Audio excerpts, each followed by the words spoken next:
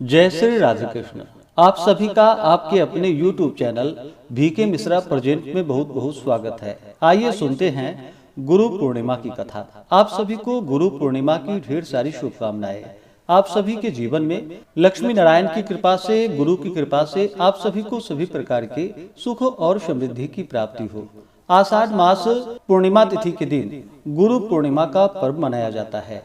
वर्ष भर में अनेक पर्व और अनेक प्रकार के व्रत आते हैं। प्रत्येक पर्व का अलग अलग महत्व होता है। कहीं पर भगवान श्री राम की पूजा होती है, कहीं पर भगवान श्री कृष्ण की, कहीं पर भगवान शिव तो कहीं पे माता दुर्गा की। लेकिन वर्ष में एक ऐसा भी पावन दिन आता है जब किसी देवता से पहले गुरु का पूजन किया जाता है। वह दिन होता है आषाढ़ मास की पूर्णिमा तिथि, जिसे हम गुरु पूर्णिमा अथवा व्यास पूर्णिमा के नाम से जानते हैं। सूर्य हमें प्रकाश देते हैं, चंद्रमा हमें शीतलता प्रदान करते हैं, वृक्ष हमें फल और छाया देते हैं, नदियां हमें जीवन देती है। लेकिन गुरु वह है जो मनुष्य को ज्ञान देते हैं। और शास्त्र कहते हैं नहीं ज्ञानेन सदृशम पवित्रमिह विद्यते, अर्थात इस संसार में ज्ञान के समान कोई दूसरा पवित्र पदार्थ नहीं है। और वह ज्ञान किससे मिलता है? वह गुरु से प्राप्त होता है।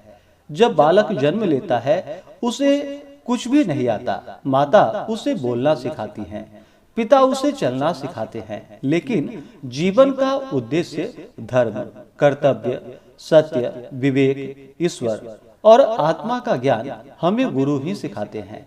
इसलिए भारतीय संस्कृति ने कहा कि माता प्रथम गुरु है, पिता द्वितीय गुरु है, आचार्य तृतीय गुरु है और अंत में जो आत्मा को परमात्मा तक पहुंचा दे वह सतगुरु है। एक प्रश्न हमेशा ही पूछा जाता है, गुरु का स्थान भगवान से ऊंचा क्यों? क्यों गुरु भगवान से बड़े हैं? इसका उत्तर संत कबीर जी ने बड़े ही सुंदर शब्दों में किया है। गुरु गोविंद दोऊ खड़े, काके लागू पाओ, बलिहारी गुरु आपने, गोविंद दियो बताए।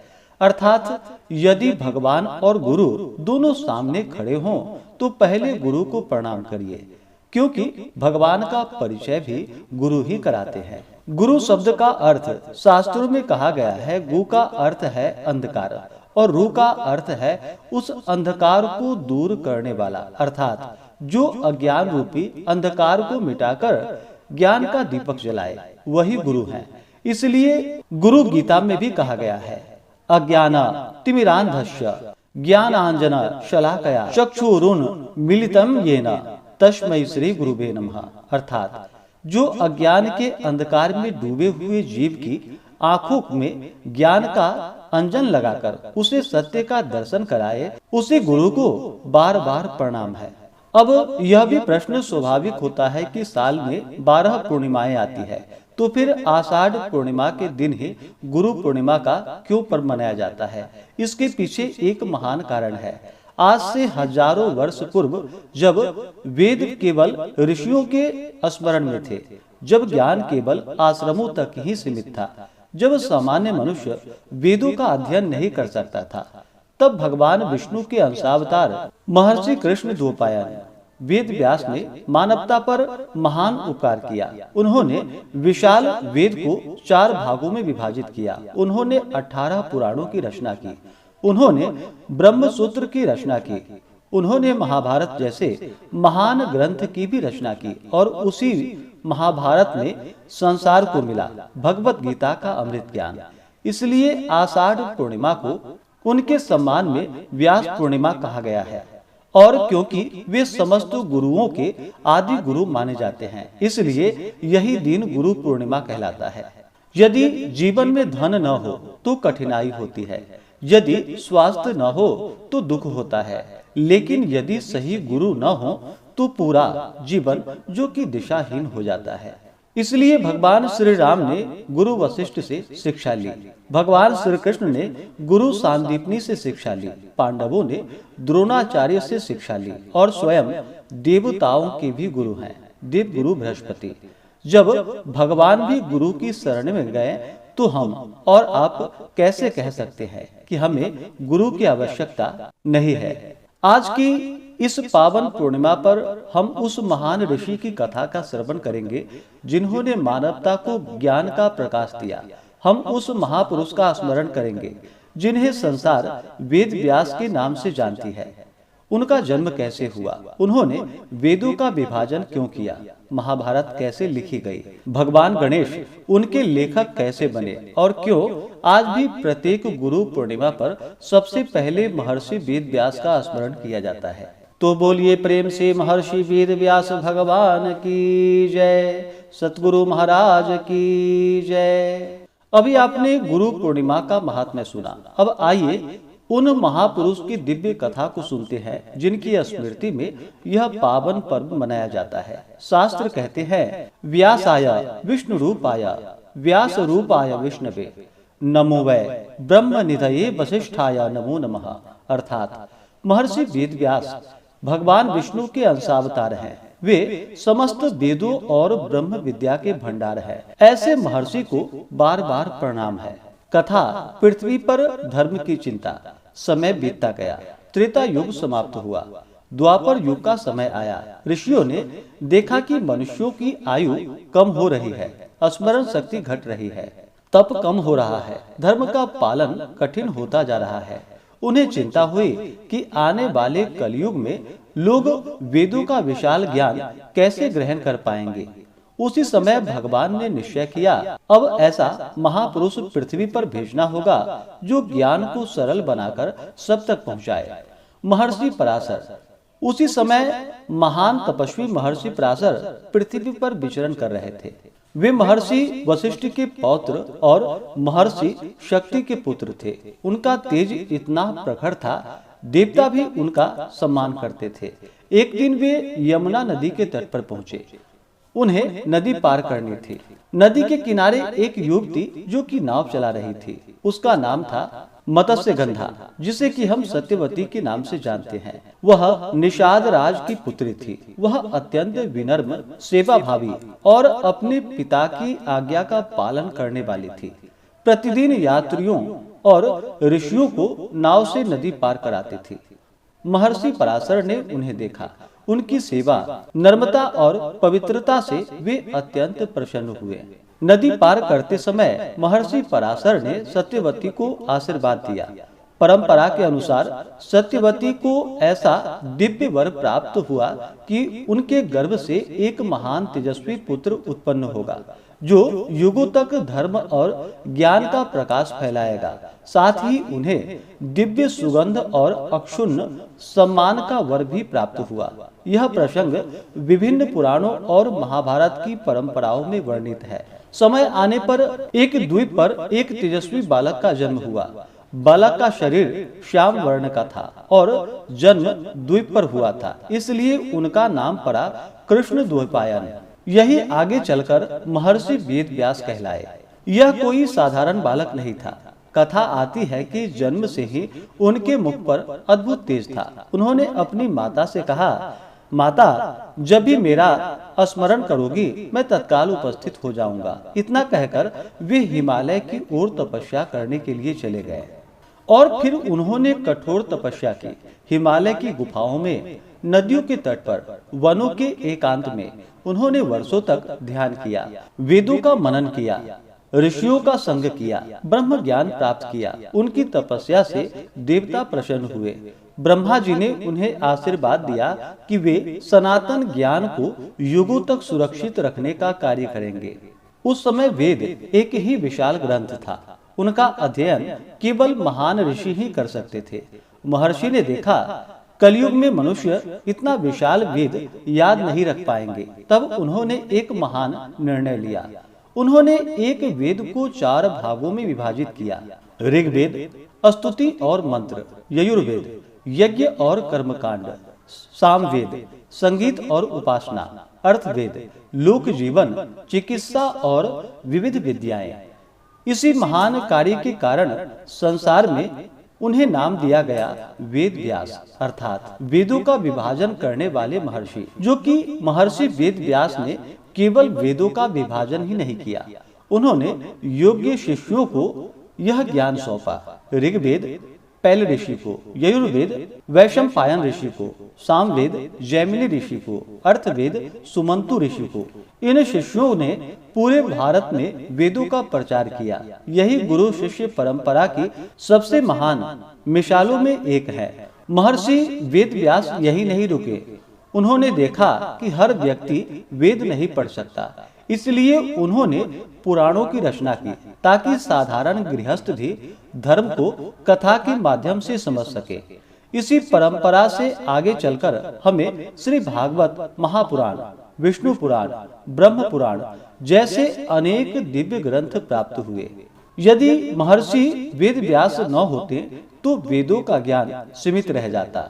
यदि वेदों का विभाजन न होता तो सामान्य मनुष्य धर्म का अध्ययन नहीं कर पाता। यदि पुराण न लिखे जाते तो कथा परंपरा विकसित न होती। इसलिए सनातन धर्म प्रत्येक आषाढ़ पूर्णिमा को सबसे पहले महर्षि वेद व्यास को प्रणाम करते हैं और उनकी पूजा करते हैं। अब सुनते हैं गुरु पूर्णिमा महात्म्य एवं महर्षि वेद व्यास के चरित्रों को। इसमें जो कि महाभारत की रचना एवं भगवान श्री गणेश का दिव्य प्रसंग बतलाया गया है। महर्षि वेद व्यास ने वेदों का विभाजन किया, पुराणों की रचना की, धर्म का प्रचार किया। फिर भी उनके मन में एक चिंता बनी। उन्होंने सोचा, वेदों का ज्ञान अत्यंत गूढ़ है, इसे हर व्यक्ति नहीं समझ सकता। गांव का किसान, गृहस्थ, स्त्री, बालक, सामान्य मनुष्य, इन सब तक धर्म का ज्ञान कैसे पहुँचे। तब उन्होंने निश्चय किया, ऐसा एक ग्रंथ लिखा जाए जिसमें धर्म, नीति, भक्ति, ज्ञान, राजनीति, परिवार, समाज और मोक्ष सबका सार हो। वही ग्रंथ आगे चलकर बना महाभारत। कथा आती है कि जब महर्षि वेद व्यास इन महान संकल्प में लीन थे, तभी सृष्टिकर्ता ब्रह्मा जी उनके आश्रम में प्रकट हुए। महर्षि वेद व्यास ने उठकर उनका स्वागत किया, उन्हें आसन अर्घ्य दे करके उन्हें प्रणाम किया।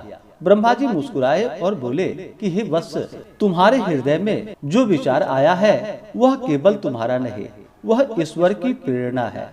तुम महाभारत की रचना करो। यह ग्रंथ कलयुग में धर्म का दीपक बनेगा।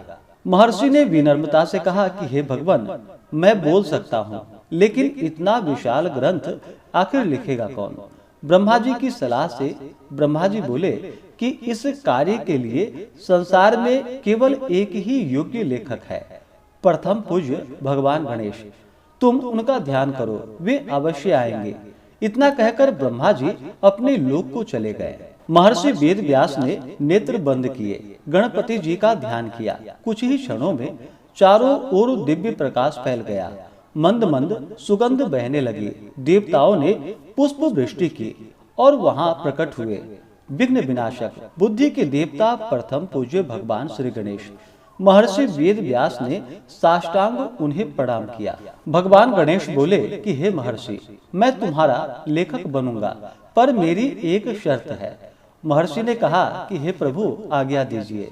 गणेश जी बोले, जब मैं लिखना आरंभ कर दूं तो तुम्हें बिना रुके बोलना ही होगा। यदि तुम एक क्षण के लिए भी रुके तो मैं लेखन छोड़ दूंगा। और फिर महर्षि मुस्कुराए। उन्होंने भी एक शर्त रखी कि हे प्रभु, आप भी बिना अर्थ समझे कोई श्लोक नहीं लिखेंगे। भगवान गणेश प्रसन्न हुए। उन्होंने कहा तथास्तु। अब एक अद्भुत दृश्य आरंभ हुआ। एक ओर बैठे थे महर्षि वेदव्यास, दूसरी ओर भगवान गणेश। महर्षि बोलते जाते और गणेश जी फिर लिखते जाते थे। जब जब महर्षि को विचार करने के लिए समय चाहिए होता था, तब वे अत्यंत ही गूढ़ अर्थ वाला एक श्लोक बोल देते थे। भगवान गणेश पहले उसको अर्थ समझते और उसी समय महर्षि अगले श्लोक का मनन कर लेते थे। इसी कारण महाभारत के कुछ अत्यंत गहन श्लोक मिलते हैं, जिन्हें व्यासकूट कहा जाता है। कथा यह भी आती है कि लिखते लिखते एक समय ऐसा आया जब लेखनी टूट गई, लेखन रुक न जाए। इसलिए भगवान गणेश ने अपने दाहिने दांत को तोड़कर उसी को लेखनी बना दिया। इसी कारण उनका नाम पड़ा एकदंत। यह केवल कथा नहीं, यह त्याग का संदेश है। जब उद्देश्य महान हो तो अपने सुख का त्याग भी छोटा हो जाता है। महर्षि वेद व्यास और भगवान गणेश ने वर्षों तक अधिक परिश्रम किया। अंततः संसार को प्राप्त हुआ 1,00,000 से अधिक श्लोक वाला महाभारत। इसी महाग्रंथ में हमें मिलता है श्रीमद् भागवत का दिव्य उपदेश, भीष्म की नीति, विदुर नीति, सनातन धर्म का सार, कर्म, भक्ति और ज्ञान का मार्ग। इसलिए महाभारत को कहा गया पंचम वेद। महाभारत केवल युद्ध की कथा नहीं, यह मनुष्य के भीतर चलने वाले धर्म और अधर्म के संघर्ष की कथा है। कौरव और पांडव केवल 2 कुल नहीं, वे हमारे भीतर के 2 स्वभाव हैं। जब लोभ, अहंकार, क्रोध और अन्याय बढ़ते हैं तब महाभारत होता है, और जब विवेक, धर्म, सत्य और श्री कृष्ण का उपदेश जीवन में उतरता है तब विजय होता है। महर्षि वेदव्यास हमें सिखाते हैं, ज्ञान को अपने तक सीमित मत रखो, उसे समाज तक पहुंचाओ। और भगवान गणेश हमें सिखाते हैं, जब उद्देश्य धर्म का हो तो त्याग करने से भी पीछे मत हटो। अब सुनते हैं गुरु की महिमा एवं भगवान श्री कृष्ण सांदीपनी की दिव्य कथा। महर्षि वेदव्यास ने महाभारत की रचना कर दी, भगवान श्री गणेश ने उसे लिख दिया। लेकिन अब एक प्रश्न उठता है, आखिर गुरु इतना महान क्यों माना गया? क्या केवल मंत्र देने वाला ही गुरु है? क्या केवल वेद पढ़ाने वाला ही गुरु है? नहीं, सनातन धर्म कहता है जो अज्ञान से ज्ञान की ओर ले जाए वही गुरु है। इसलिए उपनिषदों में कहा गया है, यदि ब्रह्म ज्ञान प्राप्त करना हो, यदि जीवन का सत्य जानना हो तो गुरु के पास जाओ। जो केवल पुस्तक पढ़ा दे वह शिक्षक हो सकता है, जो केवल रोजगार सिखा दे वह प्रशिक्षक हो सकता है, लेकिन जो जीवन जीना सिखा दे, जो धर्म का मार्ग दिखा दे, जो भगवान से मिला दे, वही गुरु है। इसलिए हमारे शास्त्र भी कहते हैं, गुरु ब्रह्मा गुरु विष्णु गुरुदेवो महेश्वरः गुरु साक्षात् परब्रह्म तस्मै श्री गुरुवे नमः।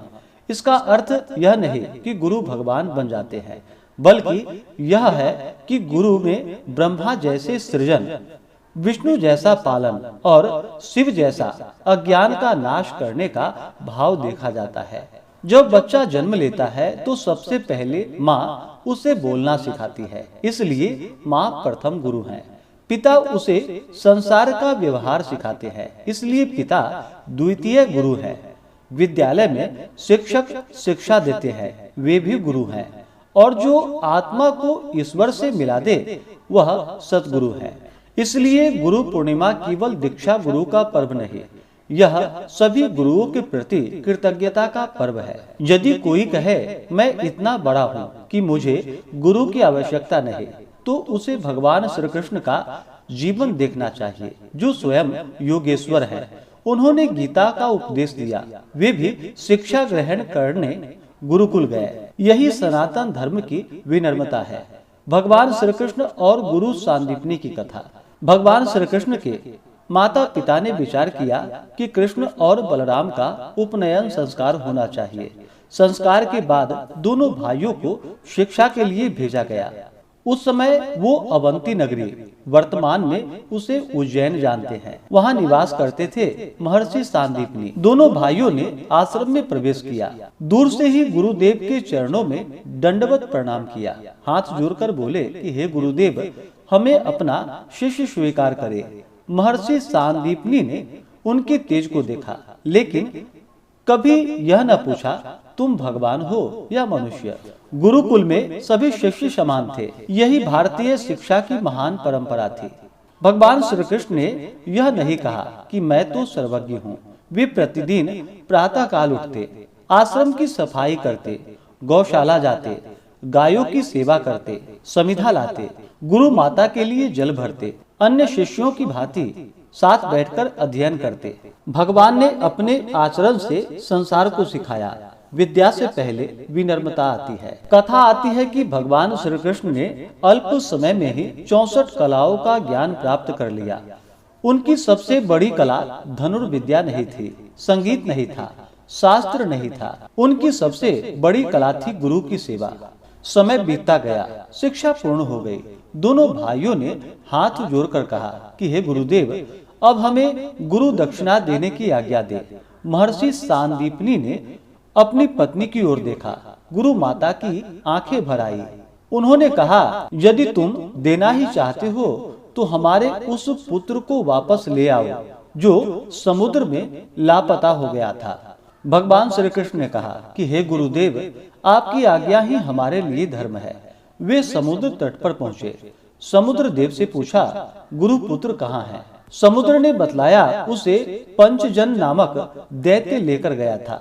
भगवान ने पंचजन का वध किया, फिर भी गुरु पुत्र नहीं मिला। तब वे यमलोक पहुँचे और कहा कि मैं अपने गुरु की दक्षिणा पूरी करने आया हूँ। यमराज ने गुरु पुत्र को उनके साथ भेज दिया। इसके बाद भगवान श्री कृष्ण गुरु पुत्र को लेकर आश्रम लौट आए। महर्षि सांदीपनी और गुरु माता की आंखों से आनंद के आंसू बहने लगे। महर्षि बोले, हे वत्स कृष्ण, तुमने सिद्ध कर दिया कि सच्ची गुरु दक्षिणा धन नहीं, गुरु की इच्छा पूर्ति ही है।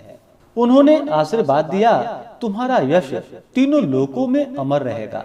कथा का संदेश यह प्राप्त होता है, यदि भगवान श्री कृष्ण भी गुरु के चरणों में झुक सकते हैं तो हमें भी अपने गुरु, माता पिता, शिक्षकों और जीवन में सही मार्ग दिखाने वाले सभी लोगों का सम्मान करना चाहिए। अब सुनते हैं महाभारत में वर्णित गुरु भक्त अरुणि की अमर कथा। प्राचीन काल में महान तपस्वी महर्षि धौम्य का आश्रम था। उनके आश्रम में अनेक राजकुमार, ऋषि पुत्र, ब्राह्मण कुमार और दूर दूर से आए विद्यार्थी शिक्षा ग्रहण करते थे। उस समय गुरुकुल में केवल वेद नहीं पढ़ाए जाते थे। पहले सिखाई जाती थी सेवा, फिर अनुशासन, फिर त्याग और सबसे अंत में विद्या। क्योंकि बिना विनम्रता की विद्या मनुष्य को अहंकारी बना देती है। उसी आश्रम में एक बालक रहता था। उसका नाम था अरुणि। वह बहुत अधिक विद्वान नहीं था, लेकिन उसका हृदय अत्यंत पवित्र था। वह कम बोलता था, अधिक सेवा करता था। गुरु की आज्ञा उसके लिए भगवान की आज्ञा थी। एक बार बारिश का मौसम आया। वह आषाढ़ का महीना था। आकाश में काले बादल छा गए। तेज हवा चलने लगी, बिजली चमकने लगी, मूसलाधार वर्षा प्रारंभ हो गई। आश्रम के पास ही खेत थी। वह खेती पूरे आश्रम के भोजन का आधार थी।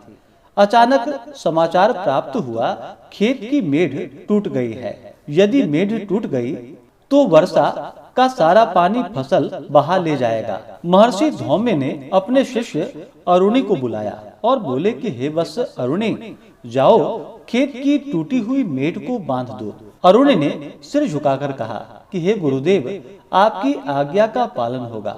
इतना कहकर वह तुरंत खेत की ओर चल पड़ा। उसने यह नहीं पूछा कितनी दूर है, बारिश बहुत है, कोई और क्यों नहीं जाता। सच्चा शिष्य बहाना नहीं बनाता, वह आज्ञा का पालन करता है। अरुणि खेत पहुंचा। उसने मिट्टी डाली, लेकिन तेज पानी मिट्टी बहाकर ले गई। उसने पत्थर लगाए, पानी फिर बह गया। उसने लकड़ियां रखी, वे भी बह गए। इस प्रकार बार बार प्रयास करने पर भी बार बार असफलता प्राप्त हो रही थी।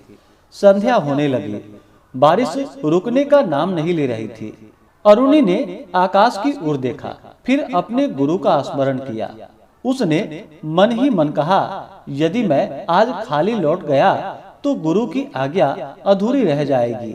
मेरे शरीर का क्या मूल्य यदि वह गुरु के काम न आए।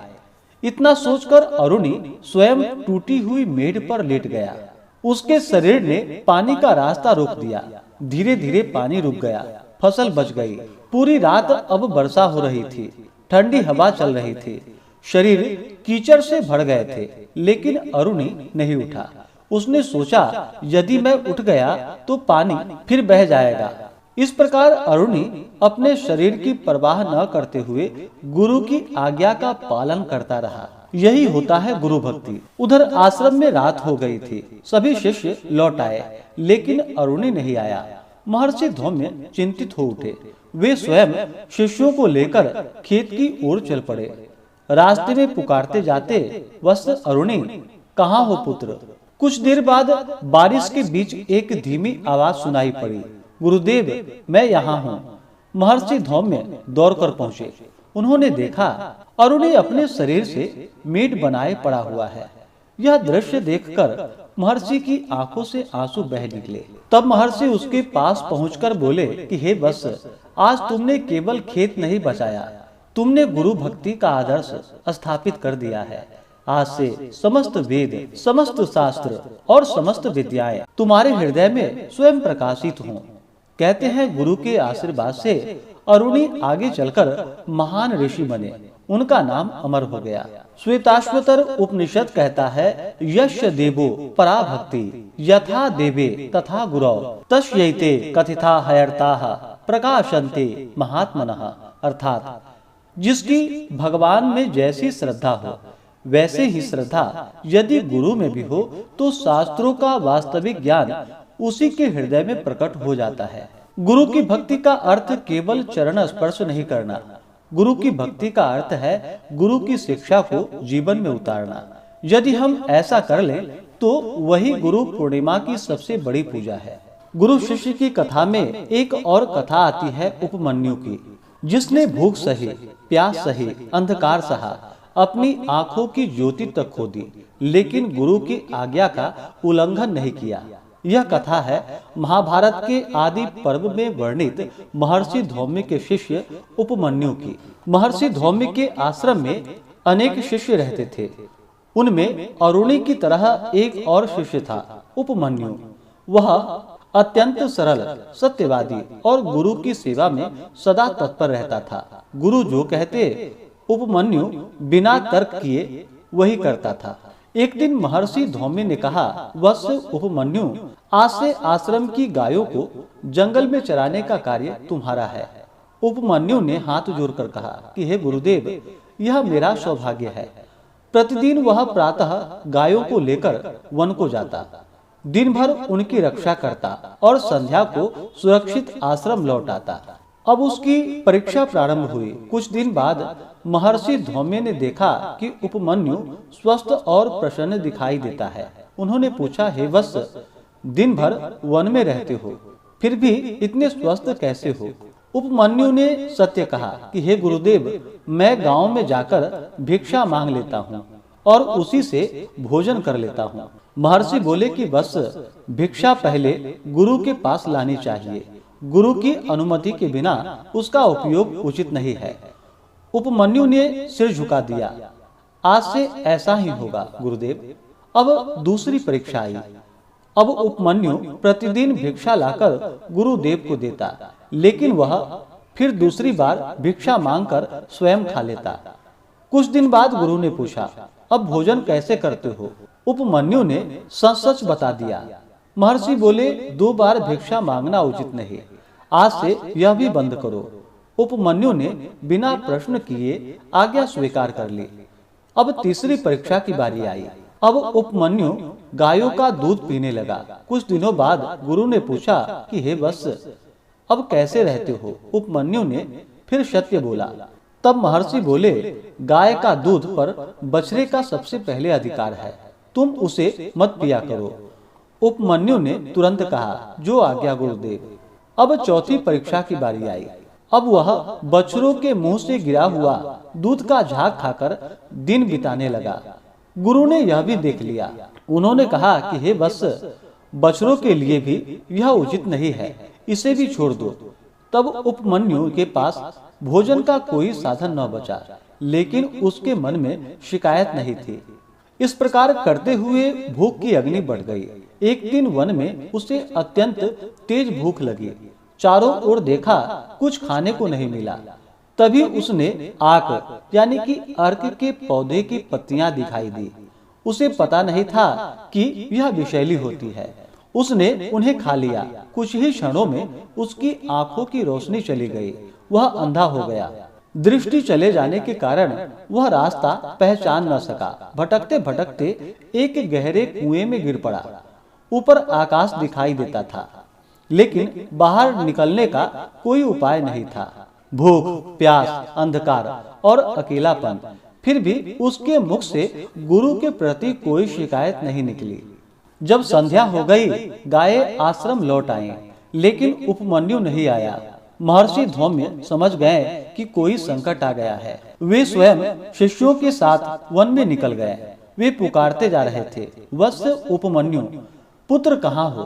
तभी कुएं के भीतर से आवाज आई, गुरुदेव मैं यही हूँ, मेरी आंखों की ज्योति चली गई है। महर्षि धौम्य बोले कि हे वत्स, देवताओं के वैद्य अश्विनी कुमार का स्मरण करो, वे तुम्हारी सहायता करेंगे। उपमन्यु ने श्रद्धा पूर्वक उनकी स्तुति की।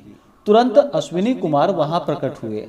उन्होंने दिव्य औषधि दी और कहा कि हे वत्स, इसे ग्रहण करो, दृष्टि तुम्हारी लौट आएगी।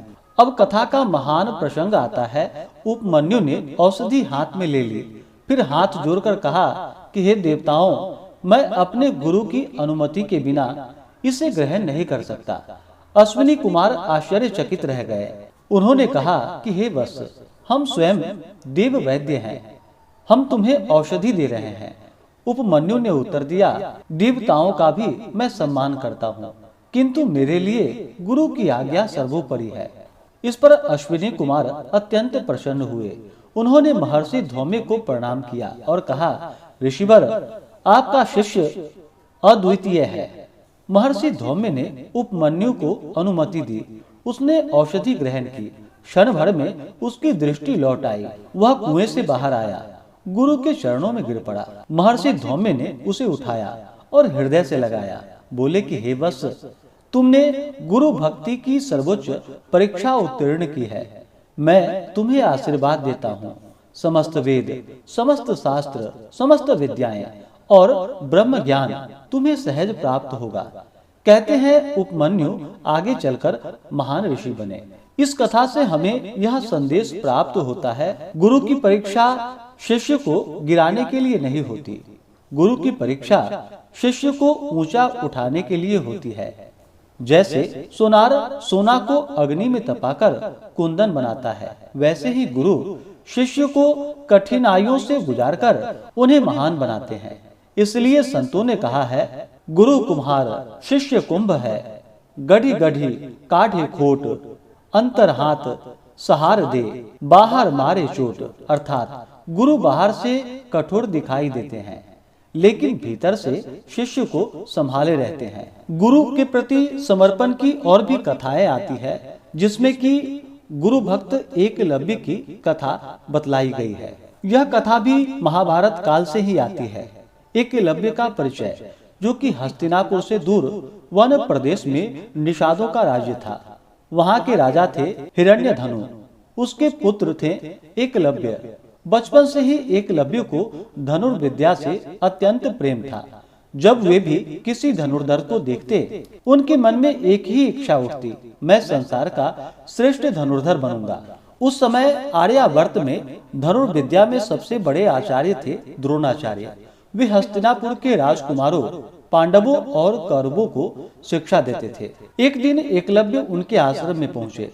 उन्होंने चरणों में प्रणाम किया, दोनों हाथ जोड़कर कहा कि हे गुरुदेव, मुझे भी अपना शिष्य बना लीजिए। द्रोणाचार्य ने एकलव्य की इच्छा देखी, परंतु वे हस्तिनापुर के राजगुरु थे। उन पर राज परिवार के प्रति विशेष उत्तरदायित्व था। उन्होंने एकलव्य को शिक्षा देने से मना कर दिया। इसके बाद एकलव्य अपने घर लौट आए और फिर मिट्टी की एक प्रतिमा बनाई। एकलव्य निराश अवश्य हुए, लेकिन उनका उत्साह समाप्त नहीं हुआ। वे वन को लौट गए। उन्होंने मिट्टी से आचार्य द्रोण की प्रतिमा बनाई। प्रतिदिन उस प्रतिमा को प्रणाम करते, उसे अपना गुरु मानते, फिर दिन रात अभ्यास करते। सुबह, दोपहर, संध्या, रात्रि, उनका जीवन केवल अभ्यास बन गया था। वर्षों का परिश्रम रंग लाया। एकलव्य अद्भुत धनुर्धर बन गए। उनका लक्ष्य कभी नहीं चूकता था। एक दिन पांडव और द्रोणाचार्य वन में गए। उनके साथ एक कुत्ता भी था। कुत्ता लगातार भौंक रहा था। एकलव्य ने बिना उसे घायल किए उसके मुखों को बाणों से इस प्रकार भर दिया कि वह भौंक न सके। जब द्रोणाचार्य ने यह अद्भुत कौशल देखा तो वे स्वयं आश्चर्यचकित रह गए। द्रोणाचार्य ने पूछा कि हे वत्स, तुम्हें यह विद्या किसने सिखाई? एकलव्य ने विनम्रता से उत्तर दिया, गुरुदेव, आपने। द्रोणाचार्य ने आश्चर्य से पूछा। मैंने। एकलव्य ने उन्हें अपनी मिट्टी की प्रतिमा के पास ले गए। उन्होंने प्रणाम किया और कहा कि यही मेरे गुरु हैं। प्रतिदिन मैं आपकी प्रतिमा के सामने अभ्यास करता हूँ। द्रोणाचार्य ने कहा, यदि मैं तुम्हारा गुरु हूँ तो मुझे गुरु दक्षिणा दोगे? एकलव्य ने तुरंत उत्तर दिया, गुरुदेव, मेरा जीवन भी आपके चरणों में अर्पित है। द्रोणाचार्य ने कहा, मुझे तुम्हारे दाहिने हाथ का अंगूठा चाहिए। एक क्षण के लिए भी एकलव्य नहीं रुके। उन्होंने प्रणाम किया, अपने दाहिने हाथ का अंगूठा काटकर गुरु के चरणों में रख दिया। इस प्रसंग के बारे में अनेक मत हैं। कोई द्रोणाचार्य की आलोचना करता है, कोई एकलव्य की प्रशंसा करता है, लेकिन हमें इस कथा से सबसे पहले यह सीख लेनी चाहिए कि एकलव्य का समर्पण अद्भुत था। उन्होंने कठिन परिस्थितियों में भी अभ्यास नहीं छोड़ा। उन्होंने अपने लक्ष्य को नहीं छोड़ा और अपने मन में जिस गुरु को स्थान दिया उनके प्रति श्रद्धा बनाए रखी। साथ ही यह भी याद रखना चाहिए, महाभारत हमें केवल श्रद्धा ही नहीं, विवेक भी सिखाती है। सच्चा गुरु कभी शिष्य का अहित नहीं चाहता और सच्चा शिष्य गुरु की शिक्षा को जीवन में उतारता है। तो आपने सुना गुरु पूर्णिमा के उपलक्ष्य में गुरु और शिष्य से जुड़ी हुई पौराणिक कथाएं। आषाढ़ पूर्णिमा गुरु पूर्णिमा के दिन चाहिए कि शास्त्रों के अनुसार इस दिन प्रातःकाल ब्रह्म मुहूर्त में उठे, गंगा नदी में या घर के नहाने के पानी में गंगाजल मिलाकर के स्नान आदि का कार्य करे, शुद्ध वस्त्र धारण करे, भगवान सूर्य नारायण को अर्घ्य प्रदान करे, अपने इष्ट देवता आदि की पूजा करे। जो भी पूर्णिमा का व्रत धारण करते हैं तो पूर्णिमा का व्रत धारण करे। इस दिन भगवान गणेश, अपने इष्ट देव और महर्षि वेद व्यास का स्मरण करे। यदि आपके दीक्षा गुरु या आचार्य जीवित हों तो उनके चरणों में प्रणाम करे, उनका पूजन करे। यदि वह दूर हो तो मन से उनका स्मरण करे। यदि गुरु इस संसार में न हो तो उनकी तस्वीर या स्मृति के सामने दीप प्रज्वलित कर श्रद्धा अर्पित करे। इस दिन महर्षि वेद व्यास का पूजन करने का विशेष महत्व माना गया है। वे जो कि आदि गुरु माने जाते हैं। कई मठों और आश्रमों में इस दिन व्यास पूजन होता है। महर्षि वेद व्यास को इस दिन जो कि गंध पुष्प, धूप, दीप आदि से इनकी पूजा करनी चाहिए तथा वेदों, श्रीमद् भागवत, गीता और अन्य पवित्र ग्रंथों की पूजा करनी चाहिए, क्योंकि ज्ञान भी गुरु का ही स्वरूप माना गया है। यदि आपके गुरु उपस्थित हों तो श्रद्धा से उनके चरण स्पर्श करें। फल, वस्त्र, पुष्प या अपने सामर्थ्य के अनुसार उन्हें दक्षिणा अवश्य ही अर्पित करें। और यह भी ध्यान रखिए, गुरु की सबसे बड़ी दक्षिणा धन नहीं होती है। सबसे बड़ी दक्षिणा है गुरु की शिक्षा का अनुसरण, जो कि जीवन में करना। यदि गुरु ने सत्य बोलना सिखाया तो सत्य बोलिए, यदि सेवा सिखाई तो सेवा कीजिए, यदि भक्ति सिखाई तो भक्ति कीजिए। गुरु पूर्णिमा के दिन जो कि दान पुण्यों के कार्य करने का भी विशेष महत्व माना गया है। इस दिन अपने सामर्थ्य के अनुसार अन्नदान, वस्त्रदान, गौ सेवा, ब्राह्मण भोजन, साधु संत की सेवा, गरीबों की सहायता, धार्मिक ग्रंथों का वितरण जैसे कार्य जो कि पुण्यदायी इस दिन माने गए हैं। परंतु दान सदैव श्रद्धा और ईमानदारी से होनी चाहिए, केवल दिखावे के लिए नहीं। स्कंद पुराण ने गुरु गीता में भगवान शिव माता पार्वती से कहते हैं, ध्यान मूलम गुरु मूर्ति, पूजा मूलम गुरु पदम, मंत्र मूलम गुरु वाक्यम, मोक्ष मूलम गुरु कृपा। अर्थात ध्यान का आधार गुरु का स्वरूप है, पूजा का आधार गुरु के चरण है, मंत्र का आधार गुरु का उपदेश है और मोक्ष का आधार गुरु की कृपा है। तो बोलिए प्रेम से महर्षि वेद व्यास भगवान की जय, भगवान गणेश की जय, भगवान योगेश्वर श्री कृष्ण की जय, गुरु शांदीपनी महाराज की जय, महर्षि धौम्य ऋषि की जय, गुरु भक्त अरुणी की जय, गुरु भक्त उपमन्यु की जय, गुरु भक्त एकलव्य की जय, सद्गुरु महाराज की जय, सत्य सनातन धर्म की जय, भारत माता की जय। तो आशा करता हूँ कि यह जानकारी आपको अच्छा लगा हो।